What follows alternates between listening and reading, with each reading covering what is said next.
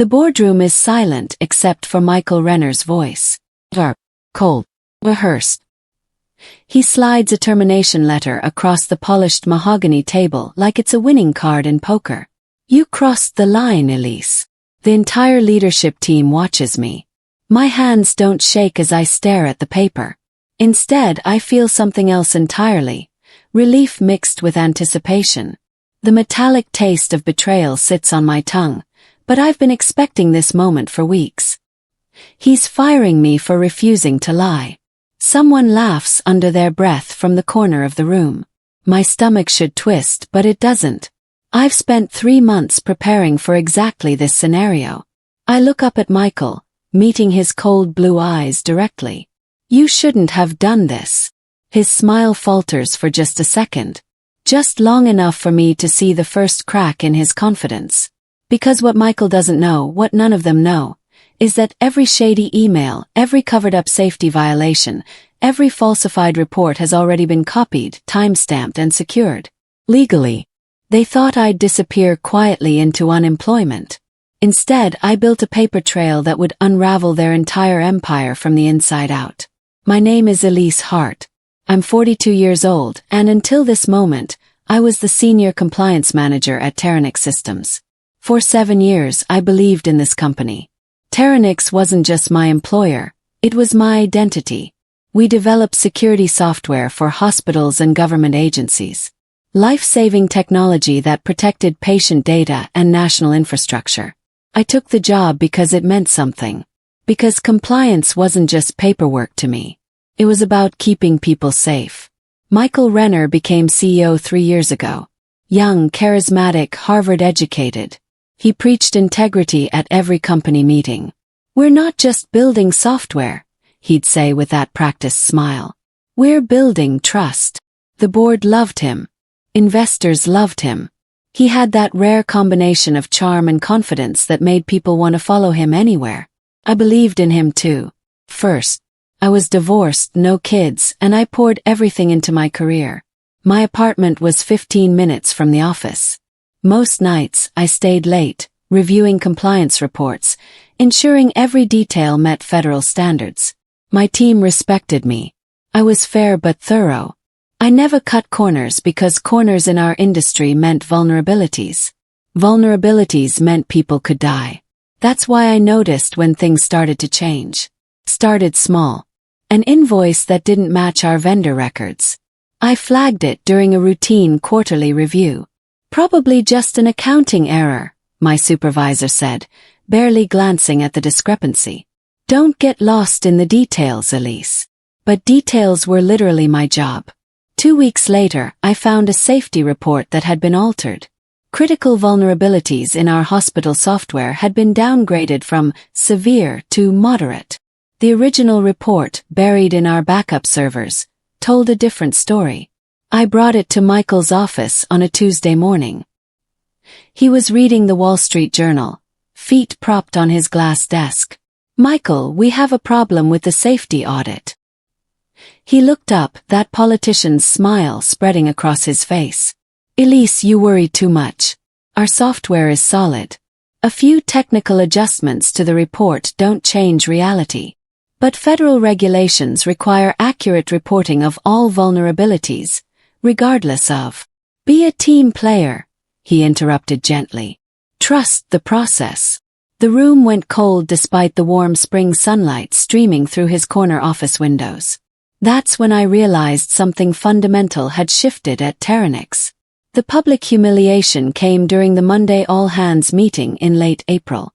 300 employees packed into the cafeteria.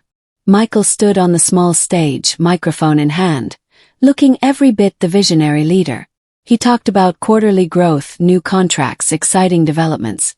Then his tone shifted. However, I want to address something important. In this company, we reward initiative, not obstruction. He paused, scanning the crowd. Some people get so caught up in outdated procedures that they forget we're trying to innovate here. My face burned. Everyone knew he meant me. Elise Hart has been with us for 7 years. But lately, she's been more focused on finding problems than solving them. Scattered applause broke out. Not everyone, some people looked uncomfortable, but enough. Enough to tell me that loyalty to Michael trumped everything else. My colleague, Patricia, sitting beside me, shifted away slightly. The message was clear. After the meeting, I walked back to my office with my head high, but inside something broke. Not my resolve, something else. My illusions about corporate integrity. That night I didn't cry. Instead, I opened my laptop and created a new folder. I titled it, The Truth. The decision to document everything wasn't dramatic. It was practical. If they were building a case against me, I needed to build one too. Not for revenge. I'm not wired that way. But for protection. For truth. I started with the altered safety report. I made copies of both versions, the original and the falsified one. I documented the date each was created, who had access, and the approval chain. Then I went back through 6 months of financial records, looking for the irregularities I'd flagged and been told to ignore.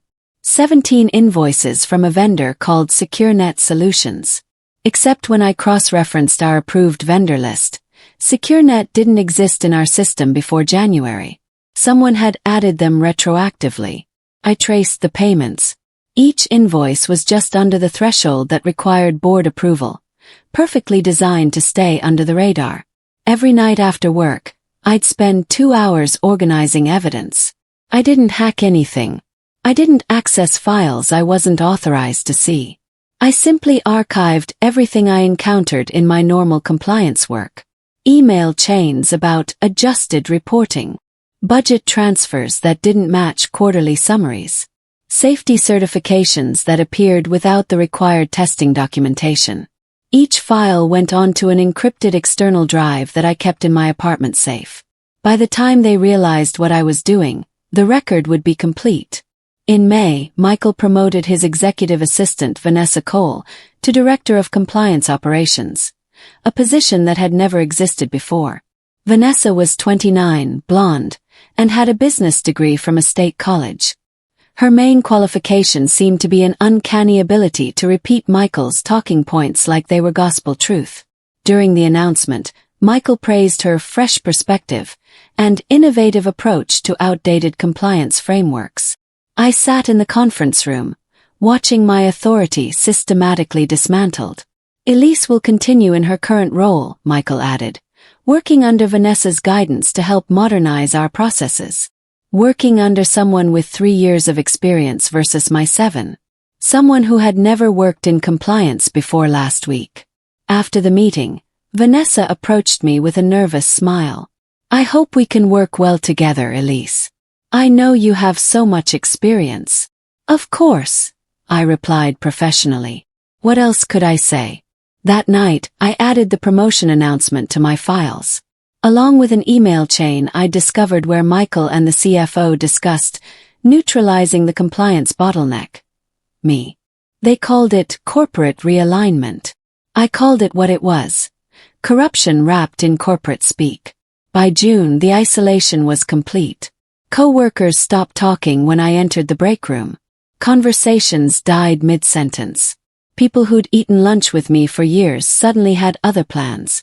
Patricia, who'd been my closest work friend, avoided eye contact in the hallways. I filed a formal complaint with HR about the altered safety reports. Brenda in HR scheduled a meeting, took notes, and promised to look into it. 2 weeks later, when I followed up, Brenda claimed she'd never received my complaint form. Are you sure you submitted it? Sometimes our system glitches.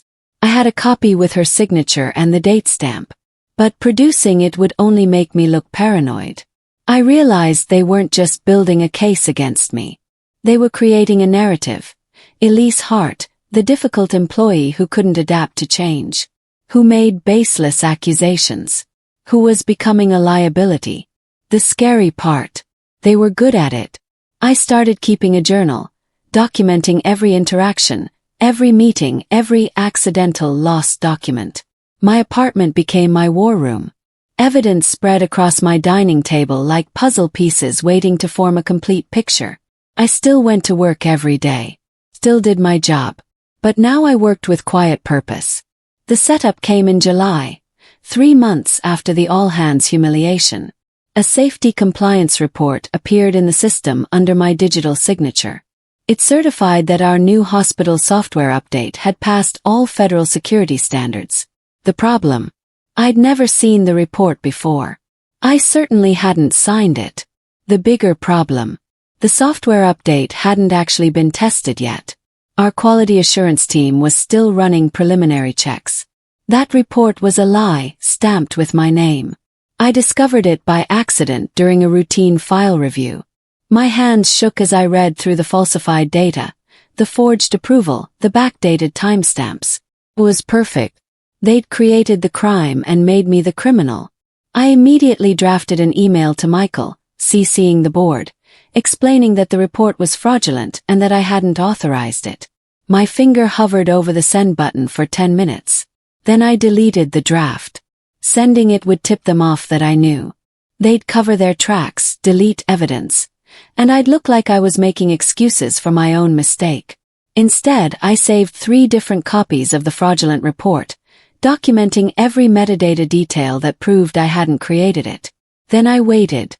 The confrontation happened on a Friday afternoon in late July. Michael called me to his glass-walled office overlooking the city. I walked in to find him leaning back in his leather chair, sipping coffee from a mug that said, "Innovate or die." "Elise, we need to talk about your recent work." "What about it?" He pulled up the falsified report on his monitor, turning it toward me. "This safety certification you filed last week. Did you actually review the testing data before signing off?" My heart pounded, but I kept my voice steady. "I didn't file that report, Michael. Someone forged my digital signature." He raised his eyebrows, his expression a perfect mix of concern and doubt. "That's a serious accusation. Are you saying someone in this company is framing you?" "I'm saying I didn't create that report. Elise, I understand you've been under stress lately. The reorganization, the new reporting structure with Vanessa. Change is hard." I saw it then. The slight angle of his phone on the desk, screen facing toward me. He was recording this conversation, baiting me to explode, to prove I was unstable. Every instinct screamed to defend myself, to rage against the injustice. Instead I smiled. "You're absolutely right, Michael. Change is hard. I'll be more careful going forward." His smile faltered just for a second. He'd wanted anger. I'd given him calm. Good. I'm glad we understand each other. 2 days later, I submitted a formal request through the compliance system for a complete digital backup of all department files for the past 18 months. Standard audit preparation, I noted in the request form, to ensure regulatory compliance for the upcoming federal review. There was no upcoming federal review, but there could be, and that made my request sound legitimate. Michael approved it without question. His arrogance was breathtaking. He thought he'd already won, that I was just going through defeated motions. He had no idea he'd just authorized me to make comprehensive copies of everything. The IT department provided me with a complete data dump on an external hard drive. Emails, financial records, safety reports, board meeting minutes, vendor contracts, everything. I worked late that night in my office, copying everything to my encrypted personal drive. The original went back to IT the next morning, properly logged and returned. But now I had an exact mirror of Terminix's complete digital infrastructure for the past year and a half. Every falsified report, every suspicious payment, every email chain discussing flexible interpretations of federal safety standards. Every night, one more section of files organized, categorized, cross-referenced. By the time they realized what I'd done, the record would be complete, and it would be unassailable. August was methodical, quiet, determined. Every night after work, I sat at my dining room table, building my case. Not for a lawsuit. I'd learned enough to know this was bigger than employment law. I organized the evidence into categories: financial fraud, safety violations, regulatory non-compliance, document falsification. The financial irregularities alone were staggering. SecureNet Solutions, the phantom vendor, had received over $2.3 million in 18 months. The payments were structured to avoid scrutiny, but together they painted a clear picture. I traced the company registration. SecureNet was incorporated in Delaware with a registered agent service that specialized in anonymous LLC formations. No actual business address. No employees listed. But the signature on the incorporation documents. I'd seen that handwriting before. In the break room. On birthday cards. It belonged to Derek Walsh, Terminix's chief financial officer. The safety violations were even more disturbing. Our software had critical vulnerabilities that we were contractually obligated to report to our government and hospital clients. Instead, reports were altered, severity ratings downgraded, and certifications issued for systems that hadn't been properly tested. People's lives depended on this software. Every falsified safety report was a potential disaster waiting to happen. I didn't hack. I didn't steal. I simply archived. My compliance access gave me legitimate authority to review these files. I was doing my job, they'd just forgotten my job included documentation. The record grew. Complete. Fleming. Irrefutable. The final boardroom meeting happened on August 23rd. Wednesday. Michael sat at the head of the conference table, flanked by Derek Walsh and Vanessa. The full board of directors filled the remaining seats. 8 people who controlled Terminix's future. I was there because Vanessa had scheduled a compliance status update. I'd prepared a straightforward presentation on our third quarter audit preparations. 10 minutes into my presentation, Michael interrupted. Actually, Elise, we need to address something more urgent. He pulled up the falsified safety report, the one with my forged signature, on the large monitor. This report certified software that later failed critical security testing. Because of your negligence, we've had to delay a major hospital rollout. The company has lost a $4.8 million contract. The board members looked at me with varying expressions of disappointment and concern. I didn't create that report, I said calmly. My signature was forged. Do you have proof? Derek asked, his voice dripping with false sympathy. I could have produced the metadata, the authentication logs, the timeline showing I was in a meeting when the report was supposedly filed. But producing it now would just give them time to manufacture contradicting evidence. I'm working on compiling the documentation, I replied. Michael slid the termination letter across the table. Elise, your services are no longer required at Terminix Systems. Effective immediately. This is gross negligence that has cost this company millions. My hands were steady as I picked up the letter. I read through it once, noting the carefully crafted language that painted me as incompetent while protecting them from wrongful termination claims. You're making a mistake, I said quietly. Michael's smile was pure triumph. I don't think so. I signed the acknowledgement of termination with a steady hand, dated it, and slid it back. Because this was never about keeping my job. It was about finishing the file.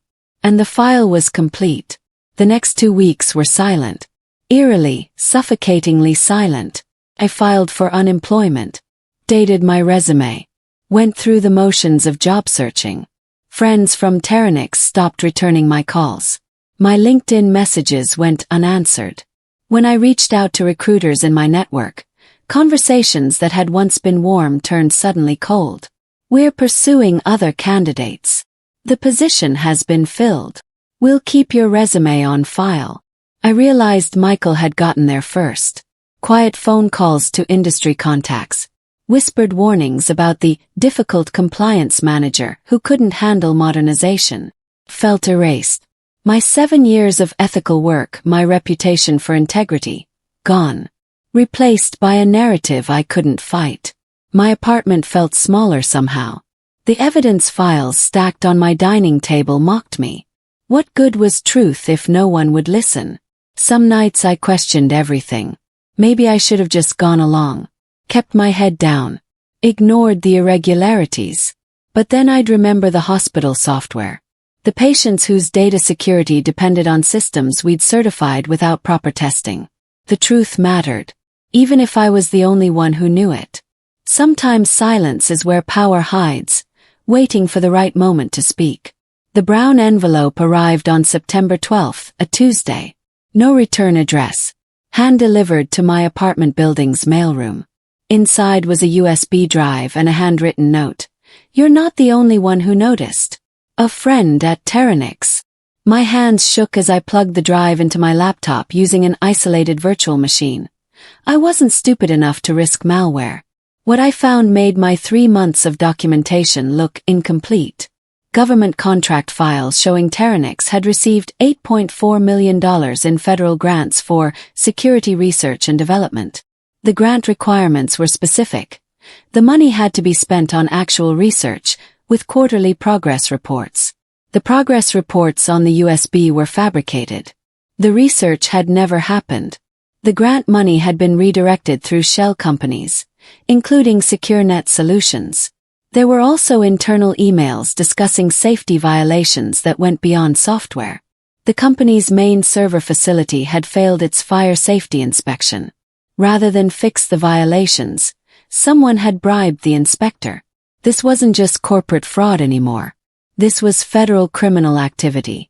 I sat at my dining table until 3 a.m., cross-referencing the new information with my existing files. The puzzle pieces connected perfectly. Michael hadn't just lied to the board. He'd lied to the federal government. He'd stolen taxpayer money. He'd falsified safety reports that could cost lives. The data I'd gathered wasn't just unethical. It was criminal. And I finally knew what to do with it. I met with a corporate attorney named Harold Brennan on September 18th. His office was in a modest building downtown, far from the gleaming towers where Termination's lawyers worked. Harold specialized in whistleblower cases. I'd found him through careful research. Lawyers who'd successfully represented employees against major corporations. I brought 2 flash drives, one with my documentation, one with the anonymous files. He spent 90 minutes reviewing everything in silence, occasionally making notes, his expression growing progressively more serious. Finally he looked up. "Ms. Hart, I need to be very clear about something. This isn't a wrongful termination lawsuit. I know. This is a federal criminal case. Wire fraud, grant fraud, public safety violations. The Department of Justice would be very interested in this evidence. That's why I'm here." He leaned back in his chair, studying me. "You understand that going forward means becoming a federal whistleblower? Your name will eventually become public. This will follow you." "My name is already destroyed in this industry," I replied calmly. Michael saw to that. "But the truth doesn't care about my career." Harold smiled, the first real smile I'd seen in weeks. "You're either very brave or very stubborn. Can't it be both?" "It usually is." He closed the folder. "I'll need to bring in a colleague who specializes in federal whistleblower statutes.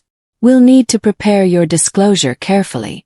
Everything documented, protected, legally defensible." "How long?" 2 weeks to prepare the filing. Then it goes to the DOJ and the SEC simultaneously. I felt something loosen in my chest. Not relief, not yet, but something close. Let's do it right. The first public mention came on October 4th. A single article in TechWatch Daily, an industry news website. Termination Systems under investigation for data fraud allegations. The article was vague. No specifics, just mentions of anonymous sources and ongoing regulatory review. But it was enough to send Termination's stock down 8% in one day. Michael issued a statement immediately. Termination Systems maintains the highest standards of compliance and integrity. We are cooperating fully with routine regulatory inquiries, which we are confident will show no wrongdoing. He went on the company's YouTube channel that afternoon.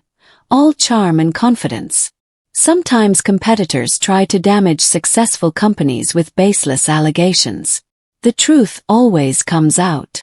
I watched the video from my apartment, noting how his smile didn't quite reach his eyes.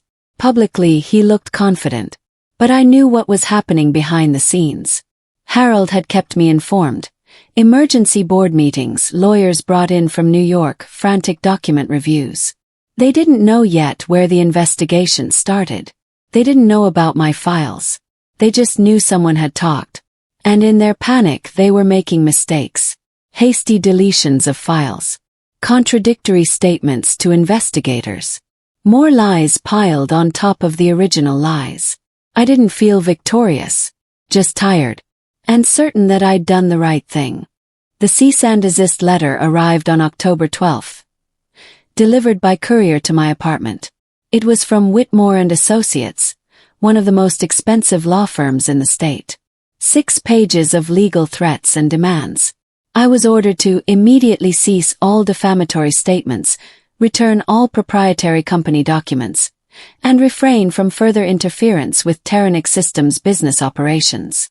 The letter threatened a lawsuit for theft of trade secrets, breach of confidentiality, and tortious interference. It demanded I preserve all documents for litigation. I read it 3 times, then called Harold. "They're scared," he said simply. "This is what powerful people do when they feel control slipping. They threaten. Should I be worried? Not even a little. You didn't steal anything. You documented compliance violations in your official capacity. You disclosed to federal authorities, which is protected activity. And tortious interference." He laughed. "They're grasping." I framed the letter and hung it in my home office. Because when the powerful threaten you, it means they're afraid. And they should be. The unexpected ally appeared on October 19th. An email from an address I didn't recognize. "We need to talk. Coffee. B." I almost deleted it as spam. Then I noticed the domain. tiernixboard.com. Board member. We met at a quiet coffee shop 30 miles outside the city. She was in her 60s, impeccably dressed, with sharp eyes that missed nothing. "My name is Barbara Thornton," she said, settling into the booth across from me. "I've been on Terminix's board for 8 years. Michael brought me in as the diversity hire when he needed to look progressive. Why are you contacting me?" "Because I should have listened to you months ago." She pulled out a tablet showing me an email thread. "Michael's been falsifying more than safety reports. He's been lying about executive bonuses, paying himself and Derek kickbacks through those shell companies." My eyes widened. "You have proof.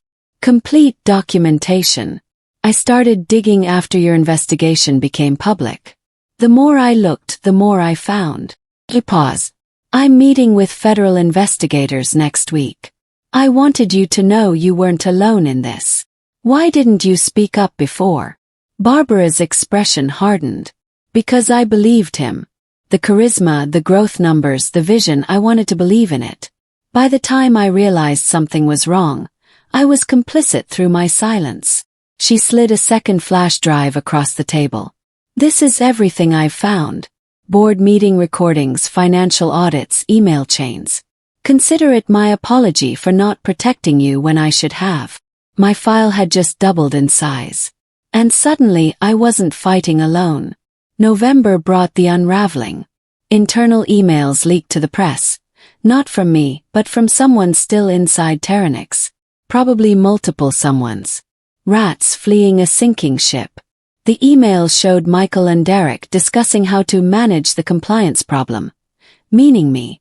They detailed strategies to discredit my findings, create documentation showing I was incompetent, and encourage her departure.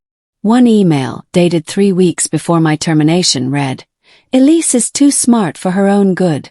We need her gone before the federal audit cycle." The media coverage intensified. No longer vague allegations but specific claims. Former employees came forward with their own stories of pressure to falsify reports. Terminix's stock dropped another 15%. Major clients started asking questions. The hospital system that used our security software announced they were conducting an independent review of our certifications. Investors demanded answers. 3 board members resigned, citing differences in governance philosophy. Corporate speak for, "I'm getting out before the indictments start." The same executives who'd laughed during that all-hands meeting when Michael called me obstructive. They were now scrambling to hire their own lawyers, suddenly remembering all the times they'd questioned his decisions. Vanessa, Michael's golden girl, was placed on administrative leave. Patricia, my former friend, gave an interview claiming she'd always had concerns about the company's direction. The revisionist history was almost funny. Almost. I watched it all from my apartment, updating my files with each new revelation. Michael called me on November 28th. Thanksgiving had just passed. His voice on my phone sounded nothing like the confident CEO who'd fired me 3 months earlier. Elise, we need to talk. Privately. I don't think that's appropriate, Michael. Please.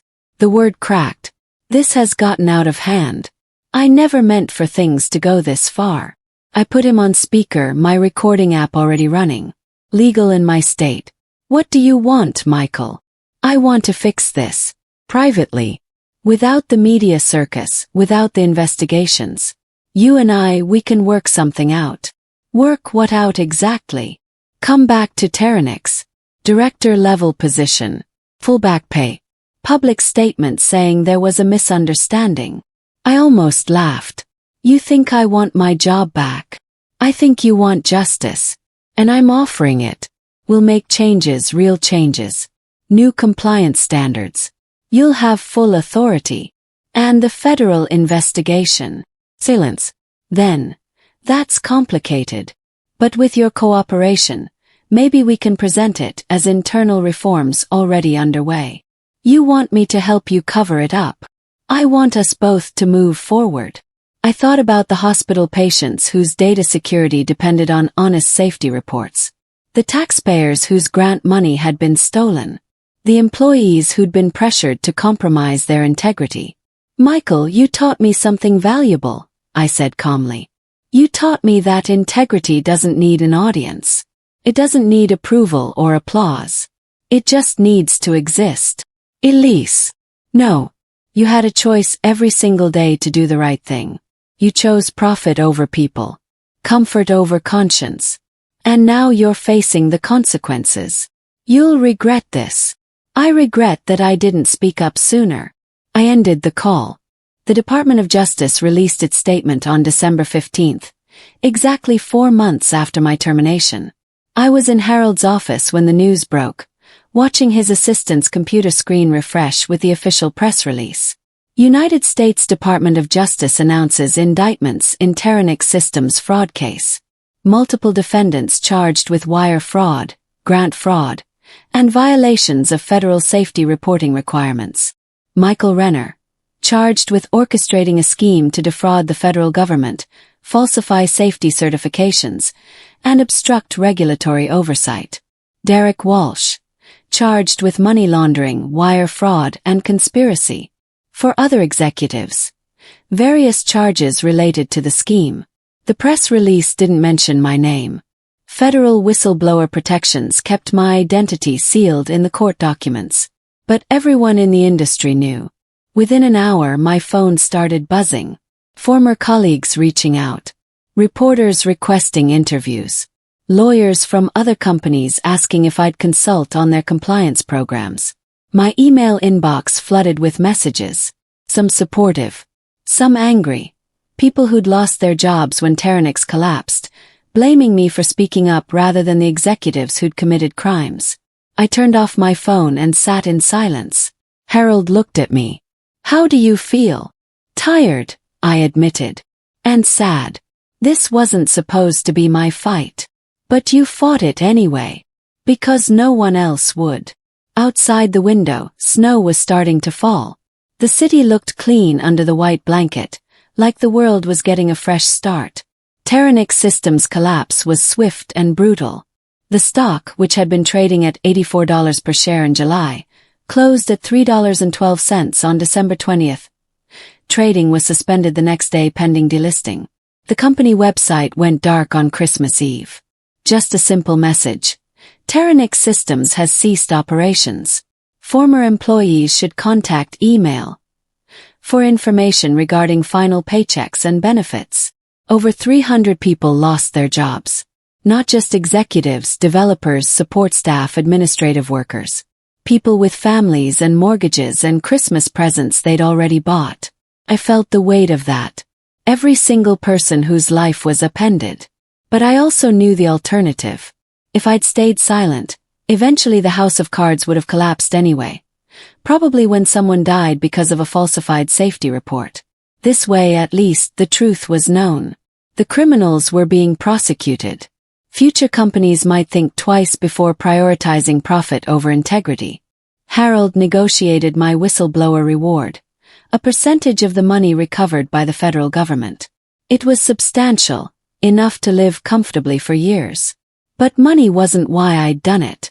On January 3rd, I drove past the Termination building. The parking lot was empty. The large glass windows showed vacant office spaces, furniture removed, lights off. The building that had once hummed with activity now stood silent. A monument to what happens when lies become company policy. Michael Renner's trial began in March. I watched from the gallery as he was led into the courtroom, wearing a suit that probably cost more than I made in a month. He'd aged. The confident CEO swagger was gone, replaced by the hunched posture of someone who knew he'd lost. His lawyer tried to argue that he'd been misled by subordinates, that he hadn't known the full extent of the fraud. The prosecution entered my documentation into evidence. Emails with Michael's signature ordering reports to be adjusted. Meeting recordings where he discussed hiding information from auditors. Financial transfers he'd personally authorized. On the witness stand, Derek Walsh broke down completely. Took a plea deal. Testified against Michael in exchange for reduced charges. It was all Michael's idea, Derek said, his voice shaking. He said we needed to show growth. That bending the rules was just being smart. That everyone in tech did it. Michael's lawyer objected. The judge sustained it. But the damage was done. The jury deliberated for 6 hours. Guilty on 12 counts. Michael showed no emotion as the verdict was read. Just stared straight ahead. His politician's mask finally cracking to show nothing underneath. The judge scheduled sentencing for May. Possible sentence: up to 20 years in federal prison. I walked out of the courthouse into the spring sunshine. Reporters crowded around, shouting questions. Ms. Hart, how does it feel to see justice served? Do you regret coming forward? What would you say to other potential whistleblowers? I stopped at the microphone they'd set up on the courthouse steps. I'd say that telling the truth is never easy. Costs you friends, career opportunities, sleep. But the alternative, staying silent while people get hurt, that costs you more. It costs you yourself. By summer, I'd started my own consulting firm. Hart Compliance Solutions. Not a big operation, just me, a small office, and a very specific mission. I helped companies build ethical compliance programs. Real ones, not just window dressing. My first clients were nervous. We want to do this right, a startup CEO told me during our initial meeting. We've seen what happened to Termination. We don't want shortcuts. I taught them what I'd learned. That compliance isn't about checking boxes. It's about building a culture where honesty is valued more than convenience. Where people can raise concerns without fear. Where the right thing and the easy thing aren't always the same, but you choose right anyway. Former Termination employees reached out, asking for recommendations, for references, for help rebuilding careers that had been destroyed through no fault of their own. Helped where I could. Connected people with opportunities. Wrote honest references. Some were bitter. You destroyed the company. I understood their anger. But I couldn't regret telling the truth. One afternoon, Vanessa showed up at my office. She looked different, older, humbled, uncertain. I came to apologize, she said. I was so caught up in the opportunity in Michael's vision that I didn't ask the right questions. I should have listened to you. You were young, I replied. He was good at manipulation. That's not an excuse. No, it's not. But it's an explanation. What you do next matters more than what you did then. She nodded, tears in her eyes. I'm going back to school. ethics and compliance certification. I want to do better. Then you will. I drive past the old Termination building sometimes. It's been sold now, renovated into luxury apartments. The company that committed fraud is gone, replaced by people living their lives in the same space where lies were once manufactured. I don't feel anger anymore when I see it. Just a quiet peace. Michael was sentenced to 15 years in federal prison. Derek got 7. The other executives received varying sentences based on their involvement. My whistleblower reward funded my consulting practice and then some. I donated a portion to organizations that support corporate whistleblowers, people who need legal help, financial support, and emotional guidance through the process. Because I'd learned something important. Truth-telling is lonely work. But it doesn't have to be isolating. Last week, a young compliance officer from a pharmaceutical company called me. Her voice shook as she described the safety violations she'd discovered, the pressure she faced to stay quiet, the fear that speaking up would destroy her career. What should I do? She asked. I thought about my journey. The fear, the isolation, the cost. But also the freedom of knowing I'd done the right thing. Document everything, I told her. Find a good attorney. Prepare yourself for the fight. And remember, your worth isn't determined by whether powerful people approve of you. It's determined by whether you can look yourself in the mirror. She thanked me, her voice steadier. After we hung up, I sat at my desk, looking at the framed cease and desist letter on my wall. Below it hung something new, a handwritten note from a hospital administrator. Because of your actions, our security systems were properly reviewed. You may have saved lives. Thank you. They tried to silence me, tried to erase me, tried to make me doubt my own worth. But I told the truth louder than their lies. Not for revenge, not for vindication, just because it needed to be told. And that's not revenge, that's freedom. Knowing your worth doesn't require anyone else's approval. It just requires knowing deeply and certainly that you did the right thing. Even when it cost you everything. Especially then.